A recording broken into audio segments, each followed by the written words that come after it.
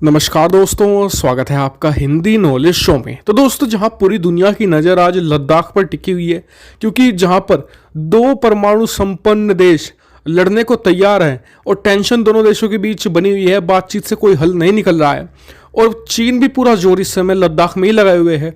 ऐसे में भारत ने चुपके से अरुणाचल प्रदेश में कुछ ऐसा कर दिया है कि चीन को आप कह सकते हैं कि 440 का या 880 वोल्ट का झटका लग गया है, क्योंकि चीन को उम्मीद नहीं थी कि जो काम अब से 3-4 साल पहले चीन क्या करता था, अब वो काम भारत कर रहा है। दरअसल भारत ने अरुणाचल प्रदेश में ही एक ऐसी जमीन कब्जा ली है परमानेंट तौर पर, जिसको लेकर कभी भारत और चीन के बीच में 8 महीने तक दोनों देशों की सेनाएं आमने सामने खड़ी थी।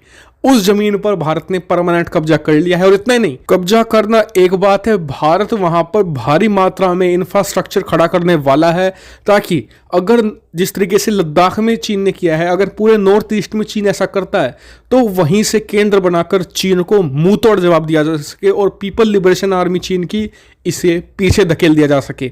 और ये चीन के लिए कितना बड़ा झटका है, इस जमीन का इतिहास क्या है, मैं आपको सब कुछ बताऊंगा और क्यों ये भारत के लिए बहुत बड़ा स्टेप है और इससे चीन कितना पीछे जाएगा, सब कुछ हम डिटेल से जानेंगे। तो मेरे साथ आप इस वीडियो में तक बने रहिएगा। तो दोस्तों, अरुणाचल प्रदेश में एक डिस्ट्रिक्ट पड़ता है तवांग। वहाँ से 17 किलोमीटर दूर एक बहुत ही स्ट्रेटजिक इंपॉर्टेंस की आप कह सकते हैं कि ज़मीन है, जिसको लेकर चीन की हमेशा से गंदी नज़र इस जगह पर रही है। और इस जगह का नाम है सुमड्रुंग।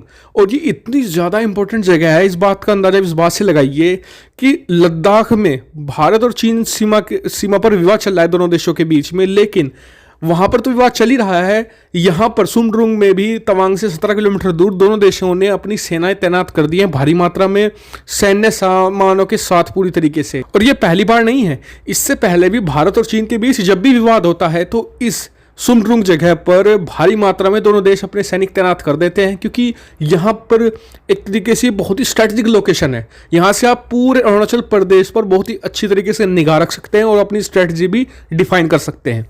तो ऐसे में भारत का ये जो कब्जा है, ये अपने आप में बहुत बड़ी बात है, क्योंकि ये आपको बता दूं कि 200 हेक्टेयर जमीन भारत ने पूर्ण रूप से, यानी कि स्थायी तौर पर वहां पर इंफ्रास्ट्रक्चर खड़ा किया जाएगा। ऐसा नहीं कि सिर्फ तंबू गाड़ दिए हों, जी नहीं, पूरी तरीके से हर चीज़ जो बनाई जाएगी ताकि चीन का कब्जा कभी भी इस जगह पर आने वाले समय में ना हो पाए।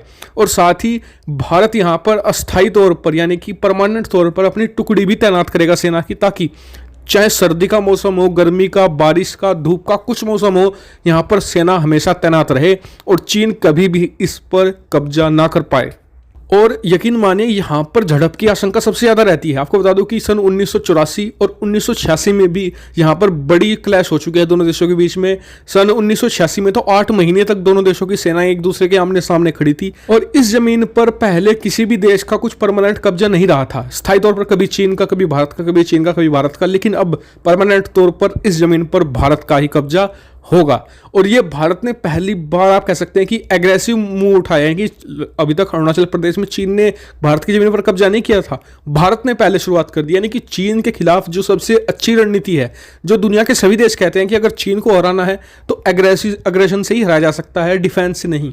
अगर आप चीन के खिलाफ डिफेंस करोगे तो चीन आपके अंदर घुस जाएगा, लेकिन अगर आप चीन के खिलाफ एग्रेशन करोगे तो आप चीन के अंदर घुस जाओगे। और वही रणनीति भारत ने अपना ली है और चीन को पटखनी देने के भारत मूड में है। आपको क्या लगता है, क्या भारत की ये स्ट्रेटजी कामयाब होगी? मुझे तो लगता है। कमेंट करके आप भी बताइएगा, साथ ही वीडियो को शेयर कीजिएगा और चैनल को सब्सक्राइब कीजिएगा ऐसी बहुत सारी defence, foreign policy, finance related important videos पर। Thank you for watching video.